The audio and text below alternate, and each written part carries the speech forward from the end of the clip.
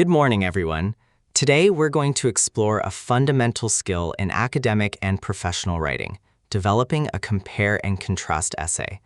Whether you're analyzing business strategies or academic theories, the ability to highlight similarities and differences effectively is crucial. We'll look at how to organize your thoughts and structure your arguments for maximum impact. We're aiming to move beyond basic brainstorming to produce polished, professional writing. Every great essay starts with a solid plan. A Venn diagram is one of the most effective tools for this. By placing shared traits in the center and unique differences on the sides, you can immediately see the scope of your comparison. It helps you visualize the big picture before diving into the details. This initial mapping is essential for a well-organized essay. Next, we'll discuss how to refine this broad overview into a focused argument. A common mistake is trying to compare everything. To keep your essay professional and focused, I recommend selecting only 2 to 4 significant points of comparison. Ask yourself, which points are most relevant to my audience? For instance, if comparing pets, focus on practicalities like daily care rather than trivial details. This strategic selection prevents your essay from becoming unmanageable or superficial. Now that we've narrowed our focus, let's consider how to structure these points effectively. Structure is the backbone of your essay.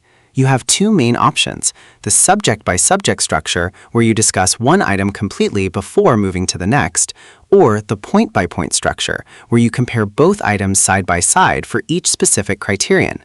The latter is often seen as more analytical and professional for complex topics. Choosing the right structure ensures your arguments are clear and compelling.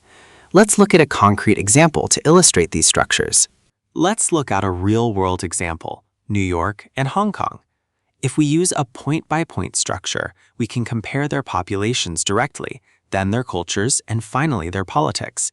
This keeps the comparison fresh in the reader's mind and makes your argument much easier to follow.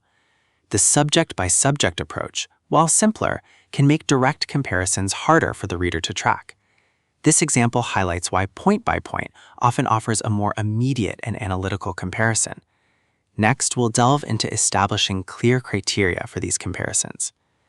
After discussing structural approaches, we now turn to the bedrock of any sound comparison, establishing clear criteria. These criteria are the specific standards or benchmarks that provide the logical framework for your analysis.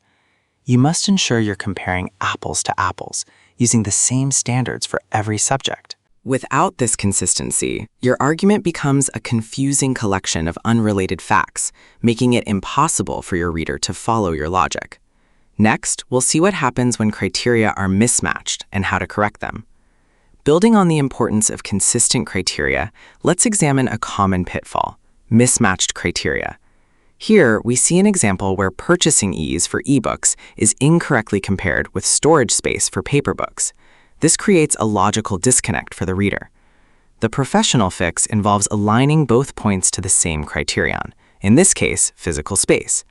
This ensures a logical and persuasive flow, elevating your analysis from superficial observation to a coherent argument. Now, with our criteria aligned, we need to ensure a smooth journey for our readers. With clear and consistent criteria in place, our next step is to ensure a seamless flow between our comparative points. Transition words are the essential glue that guides your reader through your analysis. Words like similarly or in contrast act as a roadmap, signaling whether you're highlighting a likeness or a difference.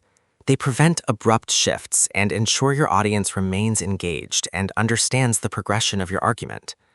Let's see how these transitions work in a real-world example. Having discussed the power of transition words, let's analyze a practical application in this case study, comparing city and countryside living. Notice how the writer effectively uses a point-by-point structure to discuss space, pollution, and noise. The strategic placement of phrases like in contrast and on the other hand ensures a clear, persuasive argument. This demonstrates how well-chosen transitions, combined with a strong structure, can build a cohesive and compelling narrative. We'll now summarize these key elements. To conclude, remember that a professional compare and contrast essay hinges on 4 key pillars. First, strategic planning, using tools like Venn diagrams, helps you focus on high-impact comparison points. Second, choosing the right logical structure, whether subject by subject or point by point, matches your analyse's complexity. Third, consistent criteria ensure your arguments remain clear and persuasive. Finally, seamless transitions guide your reader effortlessly through your insights. Mastering these elements will elevate your writing to a professional standard.